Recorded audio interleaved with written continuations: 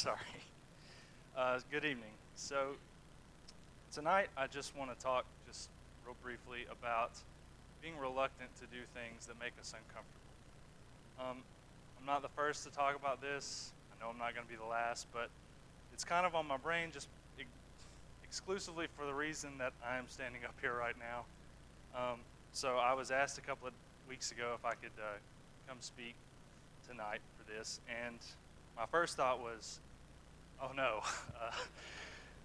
I'm thankful for the opportunity, but I've never really been very good at public speaking, or at least I've never felt like I've been very good at public speaking.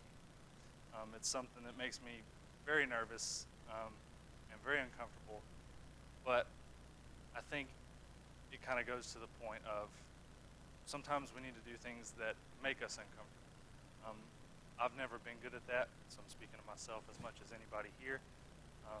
But that kind of got me thinking, okay, so I want to talk about stepping outside your comfort zone, maybe being reluctant to do something, but then realizing it's good to do it anyway, and how can I apply that? So then I started thinking, well, what about Moses? We know that God came to him in the form of a burning bush and told him that he needed him to go to talk to Pharaoh, set his people free. Did Moses just pick up and go and say, all right, yeah, sure, let's go do that? No, he said, I don't know. I'm not a very eloquent speaker. I don't really know how to do this. So I don't think I should do it. I don't want to do this. What about Jeremiah? We know he was another one. God came to him, called on him, and he said, I'm young. I don't know how to speak for you. I don't know how to do this. I'm too young.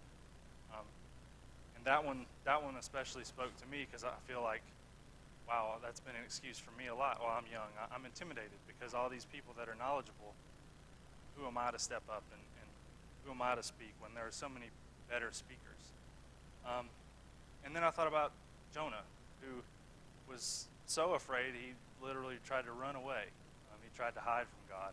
And we all know the story of what happened. He ultimately ended up in Nineveh. He converted a lot of souls. He was a great preacher, but he was afraid. So he didn't want to go. He was afraid. Then there was one more that I thought about. And this is what encouraged me, is that I thought about Isaiah.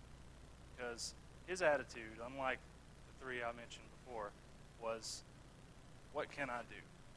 Let me do this. Let me go. God called on him. Instead of being afraid or being reluctant or hesitating, he says, here am I, send me. Who can I send? You can send me. So maybe there are people tonight, maybe there's some of you tonight that feel the same way as I did, or Jonah, or Jeremiah, or Moses. You were scared, you're reluctant. You know what you need to do. If that is obeying the gospel, maybe you're reluctant because you don't feel like you're ready. You don't feel like you know enough. I've heard, I don't know anything. I don't know anything yet. I need to keep reading until I know more, and I know this or that. I'm too young. I'm not ready. I'm scared. What will my friends think? What will my family think? But if you know what you need to do, don't wait. We're not promised another minute. So if there's anybody here tonight who needs to be helped, please come as we sing this song.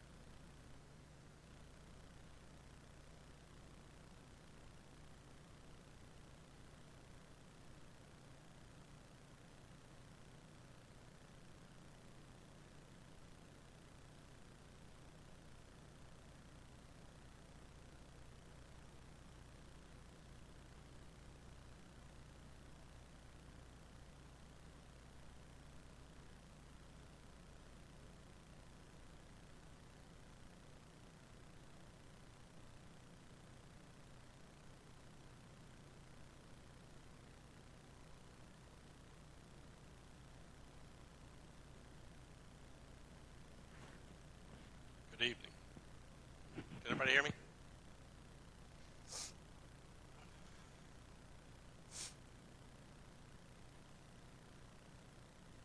Again, I was slacking and not getting an announcement to the brother that did our announcements for us in time. But if you would, please, Ryan, the last time I asked you to keep him in your prayers, was supposed to go into surgery to have a defibrillator. You know the word I'm trying to say. That's it. Have one of those put in. That was postponed. I believe he has gone to the hospital tonight. So please keep Ryan in your prayers. He's 29 years old and he's dealing with things that just are beyond. Kidneys are operating on about, 14%, 0%. So please keep him in your prayers. We're going to see a different side of Paul tonight. We're going to be talking about verses 8 through 20 of Galatians 4. I want to start out by reading, if you would, turn your Bibles to 1 Corinthians chapter 9.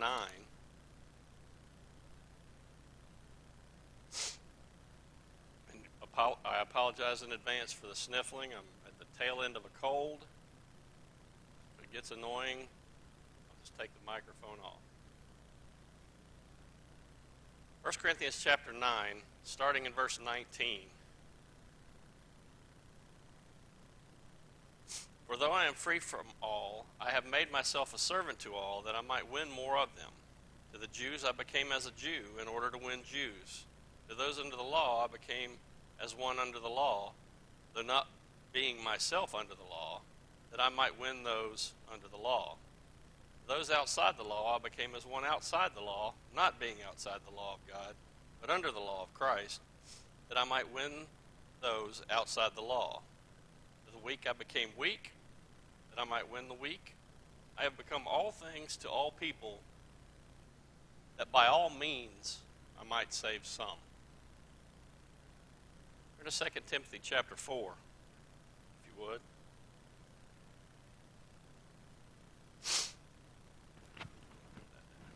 Y'all still hear me good? Well, sorry. 2 Timothy chapter 4, verses 1 through 4. I charge you in the presence of God and of Christ Jesus, who is to judge the living and the dead, and by his appearing and his kingdom. Preach the word. Be ready in season and out of season. Reprove, rebuke, and exhort with complete patience and teaching. For the time is coming when people will not endure sound teaching, but having itching ears, they will accumulate for themselves teachers to suit their own passions, and will turn away from listening to the truth and wander off into myths. What I want you to do is I want you to keep those passages in mind as we talk about Galatians 4, verses 8 through 20.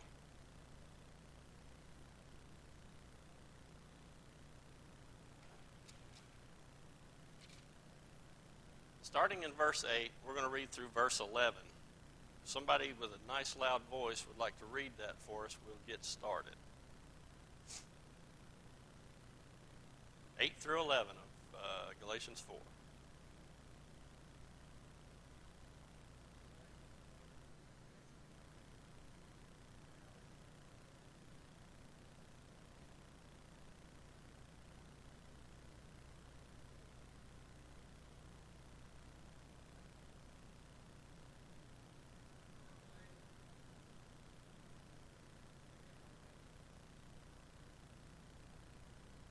King James says rudimentary.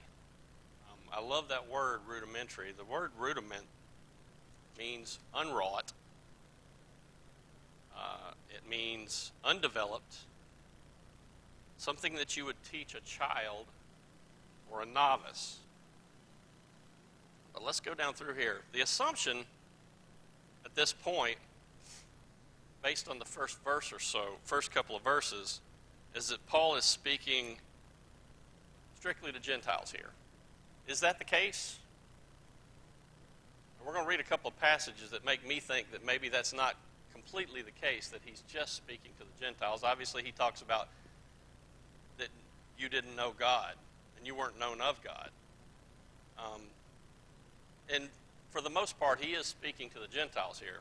They're idolatrous. Many of them worshipped idols. They were not known of God, nor did they know God. But if you'll turn in your Bibles to John chapter 8,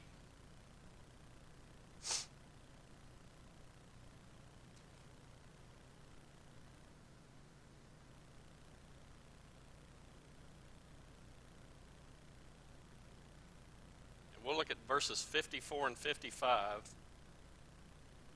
John chapter 8, starting in verse 54.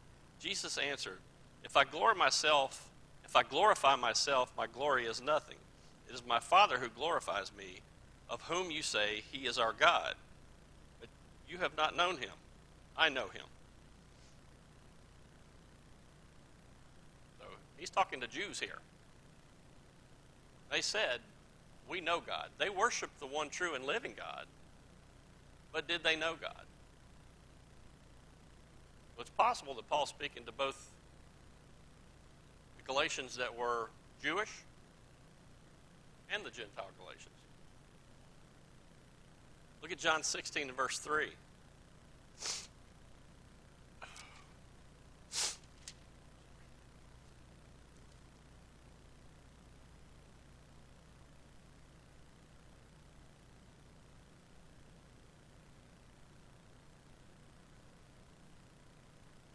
They will do these things because they have not known the Father, nor me. He's not just talking to those that are idolatrous. The point that he's making here, and the point that I think it makes to you and I, is we claim to know God, but are we drawing closer to God? Are we allowing that relationship foster in our hearts? That's what Paul's talking about. One of the main reasons that they are so easily led astray is that they didn't know God. They didn't understand the nature of God. And of course, he's speaking to the Gentiles when he talks about, verse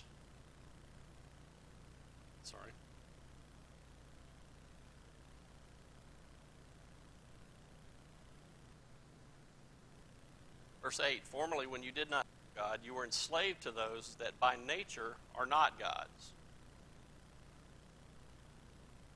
God is a creator, not created. God is a being. He is a spiritual being. You could take a match and light their gods, and it would burn away. God is a being. He has been, he is being, and he will be. They had not seen the power of their gods, the idols that they worshiped. They couldn't see any power in those gods. There was no power in those gods at all. But had they seen the power of the one true and living God? I see a lot of heads nodding. Absolutely they had. Look at. Let's go back to chapter 3 and look at verse 5.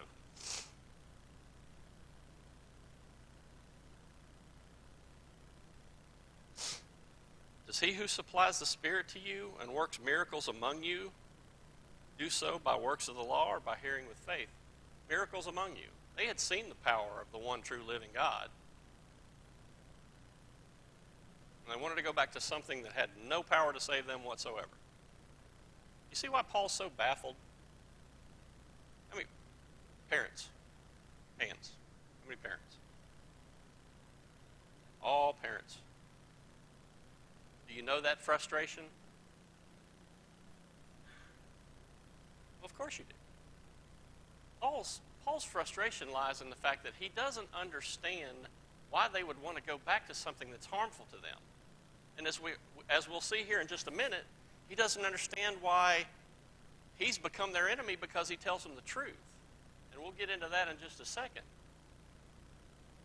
But those of you that are parents, you can understand what Paul's feeling here. Sometimes you you just look at them, and I have a 32-year-old daughter, and I do this to this day. I just look at her and go, what? Really? That's what Paul is going through right here. They're wanting to go back to something that has zero power to save, that they've never seen the actual power of, and they're flocking back to this because some men came in, told them that they had to follow the Jewish rites and rituals. Now, how do you think that set with a lot of the Gentiles? They'd never had to follow those before. And a lot of them just went back to their idolatrous ways rather than become a Jew.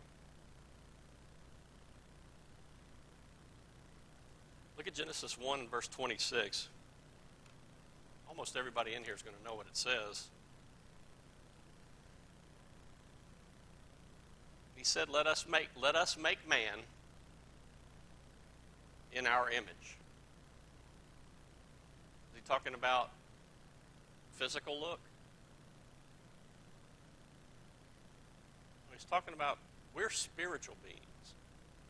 I've heard it said before, and I can't remember who said it.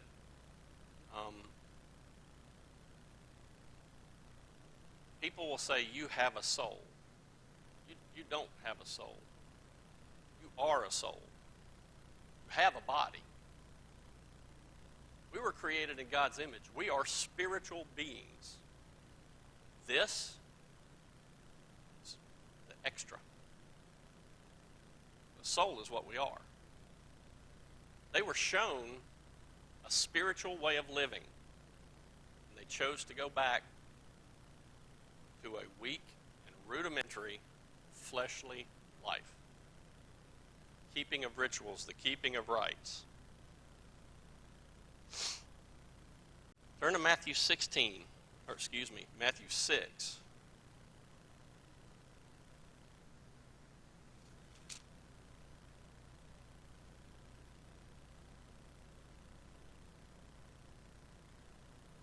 Starting in verse 19. Do not lay up for yourselves treasures on earth, where moth and rust destroy, and where thieves break in and steal. But lay up for yourself treasures in heaven, where neither moth nor rust destroys, where thieves do not break in and steal. For where your heart is, or where your treasure is, there will your heart be also. They'd been shown a spiritual way of life. They'd been told to lay up treasures spiritually. And they've chosen to go back to a weak and worthless fleshly way of living. Paul says in 1 Corinthians 13 and verse 11, when I was a child, I spoke as a child. I understood as a child. I thought as a child. But when I became a man, I put away childish things. The rudimentary things, it's time to put those away, is what he's trying to tell them. Keep going back to the basics. I had an incident happen at work today, and I'll share that with you because it applies. Michael, you forgot to get me a message. It was important that I get that message. Is it really necessary that we go back to the basics of why you were hired? What am I going to say? She's absolutely right. What are the Galatians going to say? Because Paul's absolutely right. You've been shown a better way, and you want to go back to the beginning. They were children. They started to grow. They stopped growing, and they went back. Hebrews 5 and verse 12, if you would, turn there.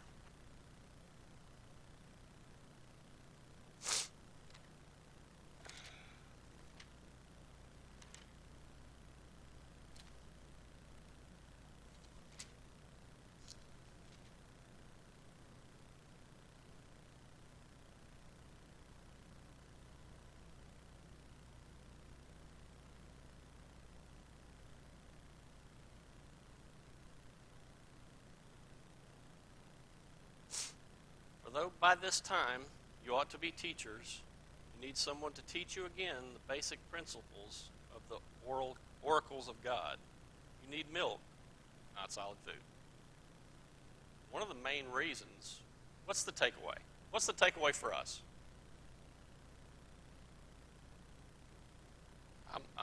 Pardon me? Absolutely. I was going to say I want to hear some answers from everybody else. But the point that I think Paul is making is if you're not growing, if they're not growing spiritually and they're not growing in the Word, you are susceptible to false teaching. Look at how the majority of the denominations came about. Paul said that those that, hang on, we'll read it. Those at Berea were more noble than those at Thessalonica. Why? Why were they more noble? Because they searched the Scriptures daily to see if what he was saying was true. Paul's saying there, and he's saying to the Galatians, your lack of growth is why you are so easily overtaken. It's why you've started following something false. I think the lesson to us is, if we're not growing spiritually, what are we doing? If we're not growing, we're dying. If we're not growing spiritually, we are dying spiritually. We have to continue to grow. It's something that I struggle with and something that I have to work on all the time. We have to keep moving forward. If you're not for me, you're against me, Christ said. We have to be all in. We have to be all in. And I think that that's one of the takeaway lessons. One of the other takeaway lessons, I think, is that I think if we look at the text that we're looking at here, I think if you look at verse 9 and verse 11, I think it directly refutes the once saved, always saved doctrine.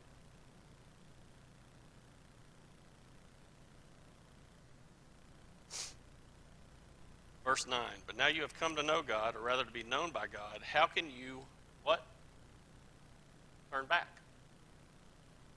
Well, if we're saved by grace, and that grace never, and we can never go outside of that grace, how can we turn back? What would Paul be talking about here if we could not be outside of that grace? Yeah, you want to turn back and go back to the bondage that you were in, the bondage of sin. He says that in chapter 3. Verse 11. I'm afraid I may have labored over you in vain.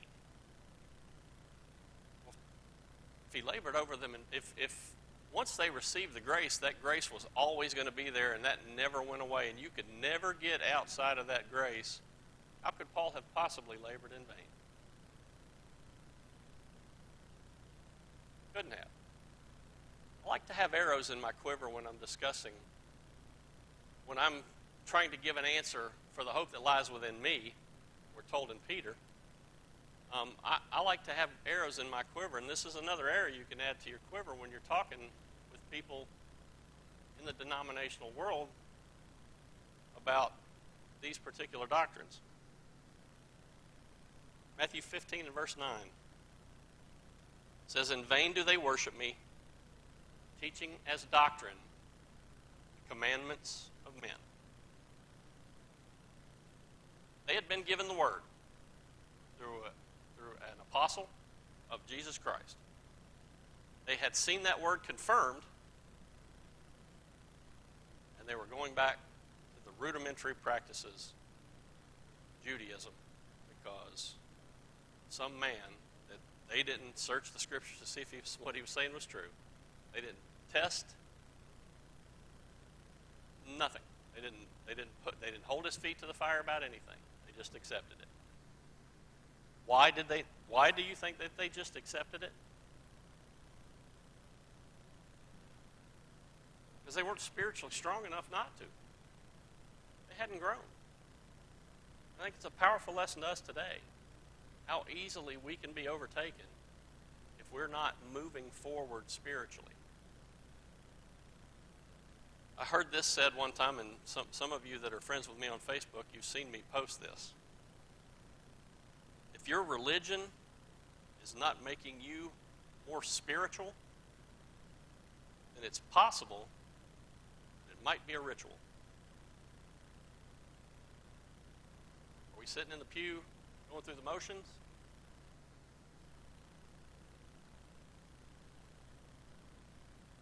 Turn to John 4, if you would.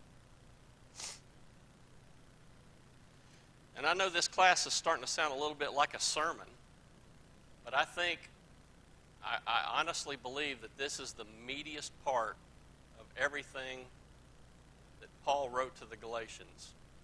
This, and then when we get into chapter 5, you're going to see even more really, really good meat. John 4, verse 23 and 24. Somebody read that for me if they would.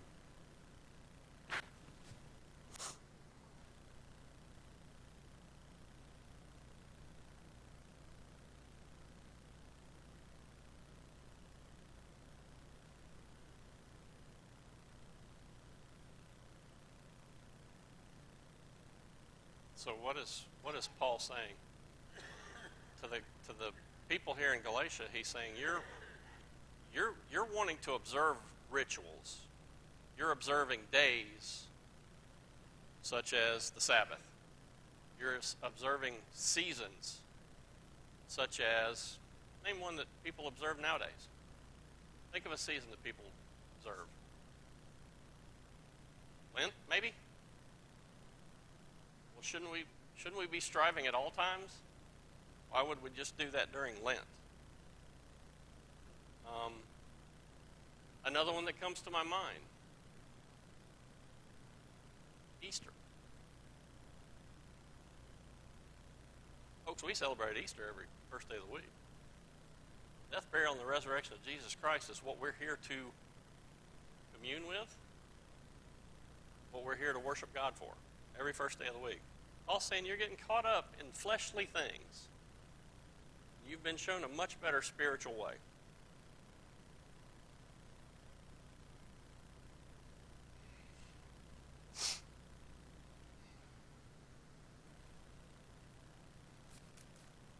All right, you remember we read 2 Timothy 4, verses 1 through 4. We have seen, up until now, Paul tells Timothy, reprove, rebuke, exhort, with all long-suffering and doctrine. Well, we've seen rebuke, O foolish Galatians. We've seen reprove in the first couple of verses here. Well, now we're going to get to see a little bit different side of Paul. Now we're going to get to see what Paul means when he says, I became all things to all people that I might save some. Paul's going to begin a little bit more of an exhortation, if you will. Starting in verse 12, if somebody would read that for me. Read 12 through 16. Somebody with a nice, loud voice. Don't be shy.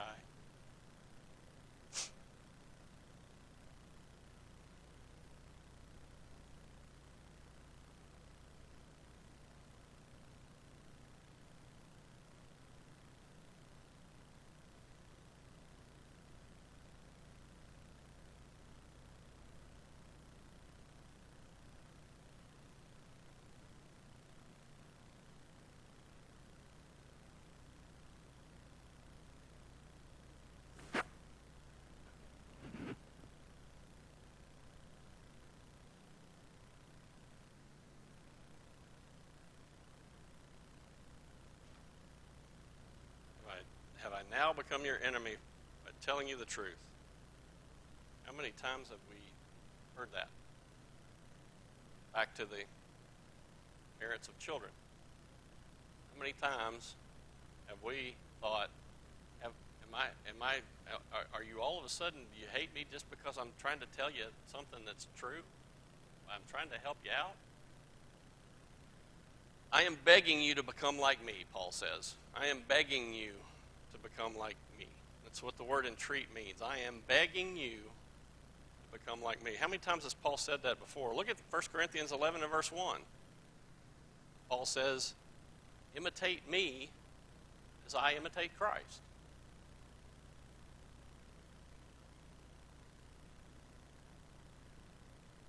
Somebody reminded me last week that I need to slow down on my passages and give everybody a chance to find them and read them.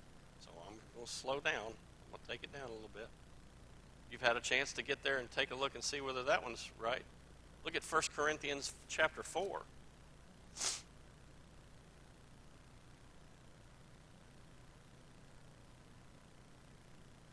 Verse 16. Paul says, I urge you then, be imitators of me. Philippians 3.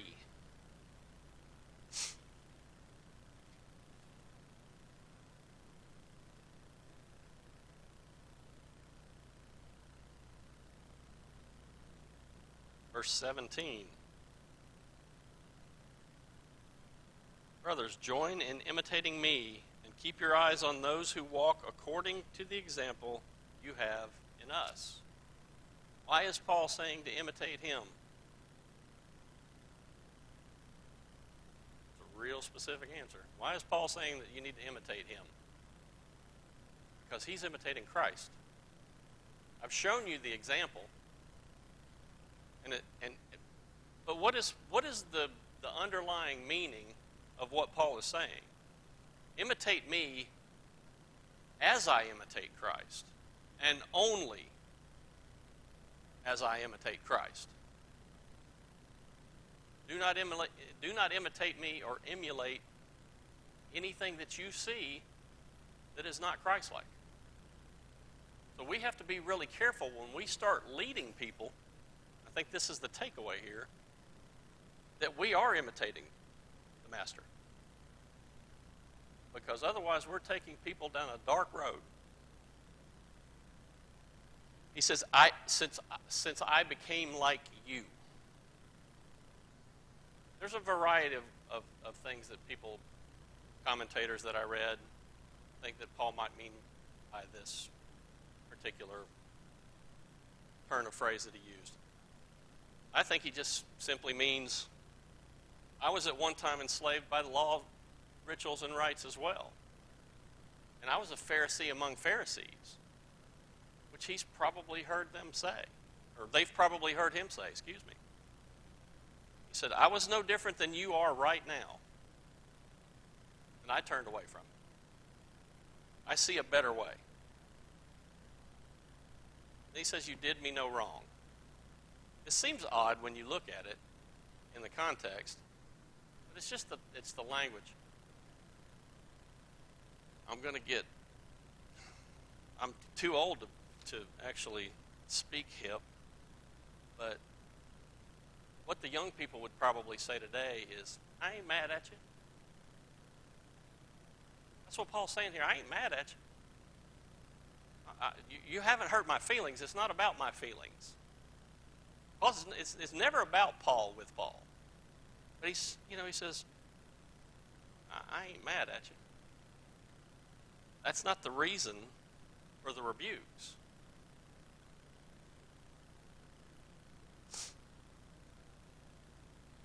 Again, we're going to talk about parents. How many of you are willing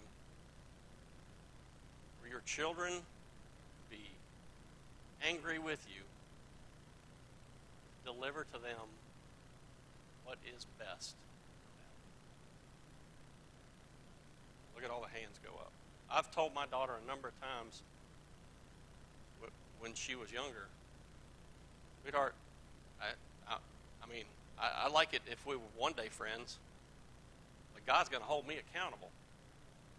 Paul's saying the same thing to these people here. I'm going to be held accountable for what you've been taught. I feel as though I have helped in bringing you into the Spirit. I have helped in bringing you into Christ. And I really don't care whether you're angry with me. I don't. You need to hear what is best. Everybody that's as a parent can relate to what Paul's dealing with here. I'm willing for my child to hate me if that's what's necessary to do what is absolutely best for them. Paul's in the same position here. He doesn't. He just says, "Look, I'm not mad at you, but I can't understand why you're." Here's another one. This is going to hurt me more than it hurts you. I used to think that was absolute garbage when my father would tell me that. Does he really expect me to believe that it's going to hurt him more than it hurts me? Until you become a parent, you realize it does. Nobody wants to reprimand. But I think the powerful lesson that we have to learn here, it's like what our brother talked about, what Alex talked about tonight. It's uncomfortable, but it's a responsibility. It is my responsibility if I see error in your life to let you know that in love, concern for your soul. It's also my responsibility to accept that from somebody else. Turn, if you would, to 1 Corinthians chapter 13. Everybody knows this as the great love chapter.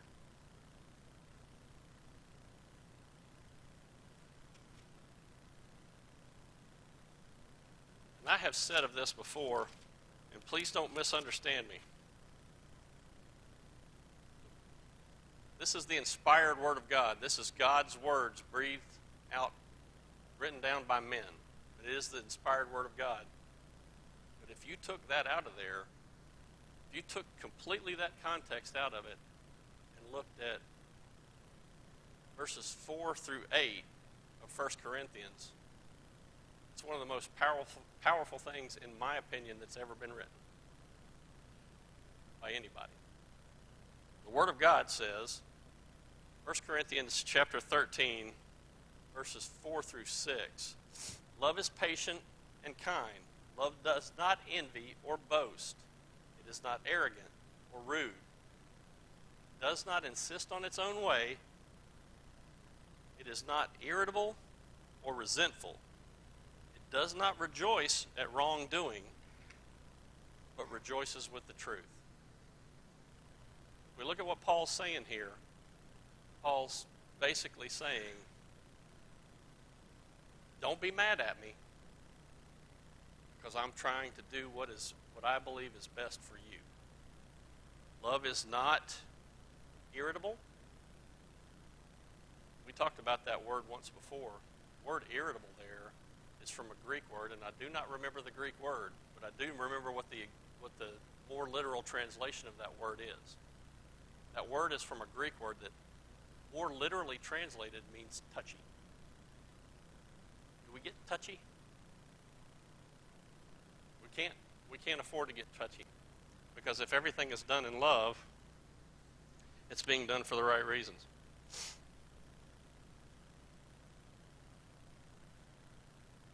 Paul continues on. You remember that it was a physical infirmity that brought me here in the first time. Because of a physical infirmity, Paul was in that area and had to remain in that area for a time.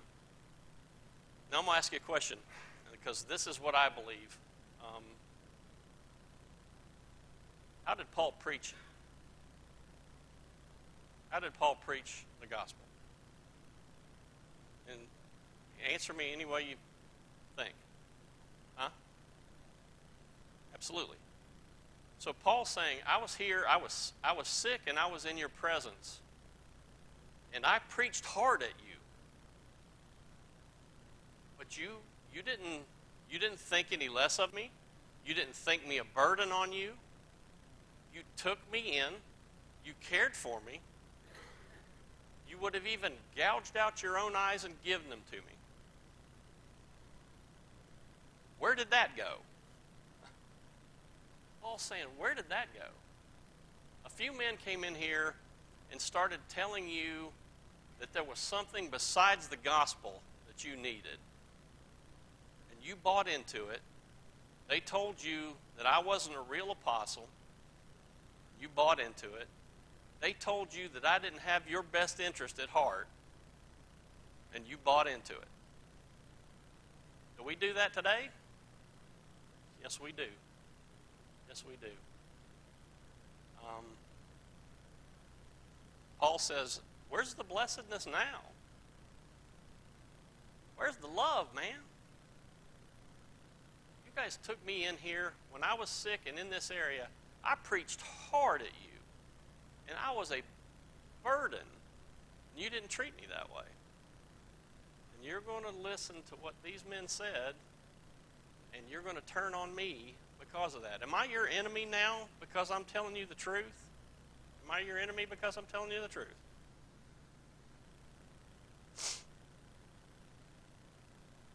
How many of you have heard this? And you're going to hear it a lot from younger people. Well, they're my friends. They accept me no matter what. Paul's saying that's not a friend. That's not a friend. A real friend's going to tell you what time it is. They're going to let you know that you're on the wrong path. At least I hope that's what you'll do for me. I hope if you see me on the wrong path that you'll let me know, because you're not going to hurt my feelings, because I'm going to accept it as that it was from out of love. And if it proves otherwise, then so be it. Sherry?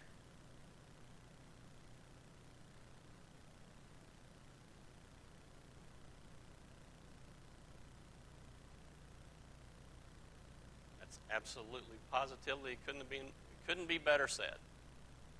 But I hear it a lot. I hear, well, these people are my friends. They accept me no matter what. Well, that's not a friend. That's not the kind of friend I want. I don't know about you, but I want somebody that's going to help me. I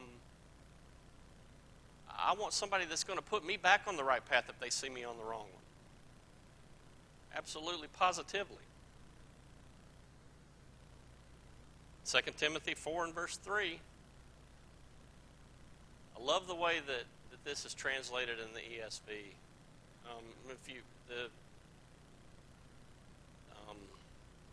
Will heap to themselves teachers having itching ears is what the King James Version says. But the ESV says they will accumulate teachers to suit their own passions. That's what they've done. That's what they've done. They've accumulated teachers to suit their own passions. And they've told Paul that, the love's gone. He's now their enemy because he's telling them the truth.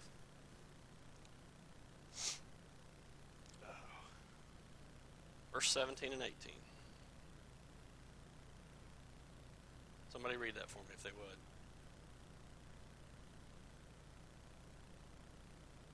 Verse 17 and 18 of chapter 4, the next section of the text.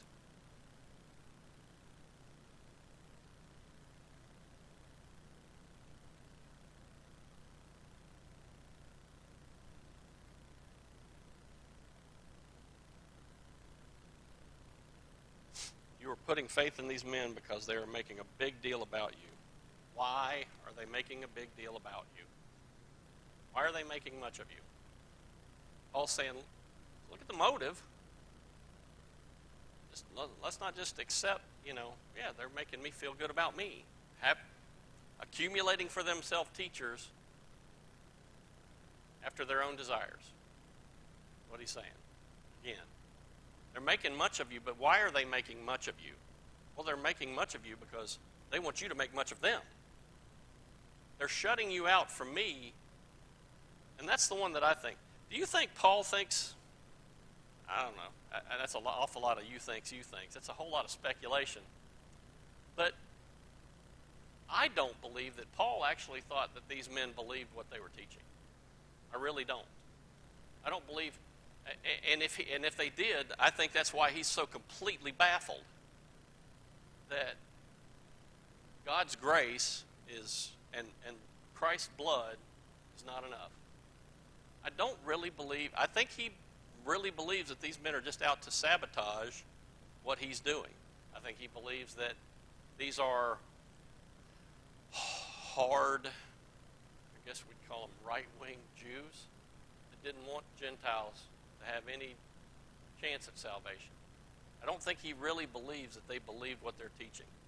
So I think this passage right here, in my mind, it confirms that.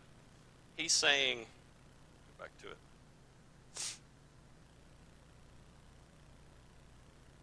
They make much of you, but for no good purpose. They want to shut you out, that you may make much of them. Who do they want to shut them out from? Who do these people trying to shut them out from? Well, they're trying to shut them out from Paul. They're trying to tell them that you don't need to listen to this guy. Why? If they believed that what they were teaching was true, and they didn't have any doubt about that, why would they try to shut them off from Paul? Why wouldn't they say, we're working on Paul too. We're trying to get him to understand that this is the right way as well.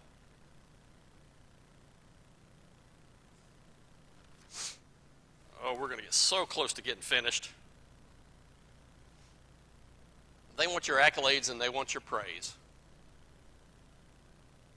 As Paul stated earlier, it's not about me. Paul says it's in a bunch of different ways. Paul says this is not about me. I'm not mad at you. I don't understand why you're mad at me, but this is not about me. You're giving credibility to men. You haven't questioned their motives or their intentions whatsoever. I think the takeaway for us, turn to Matthew 6, if you would.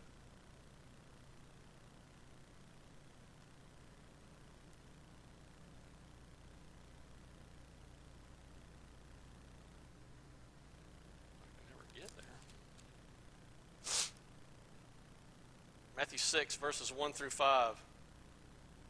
Beware of practicing your righteousness before other people in order to be seen by them, for then you will have no reward from your Father who is in heaven.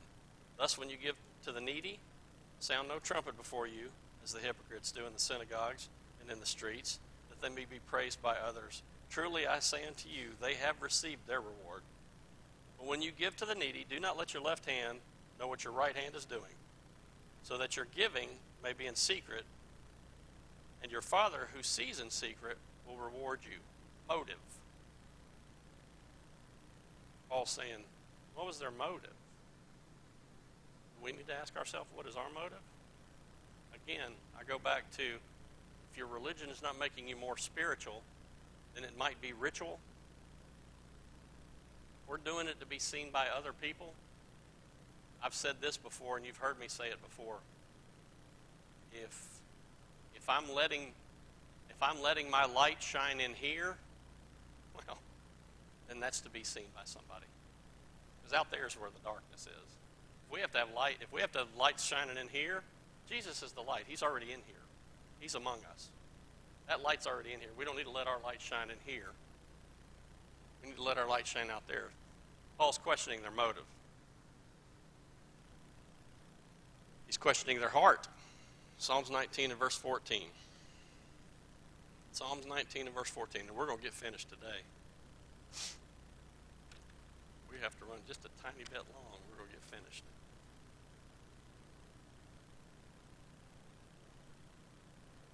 Somebody read that for me if they get there for me. That way we will get finished.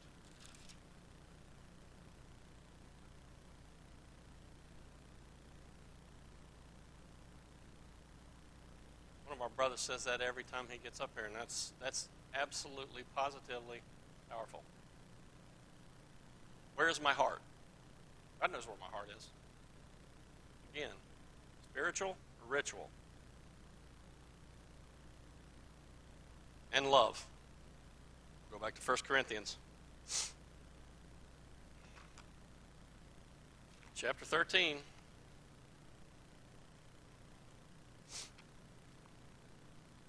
if you get there before me, read verses 1 through 3 if you would.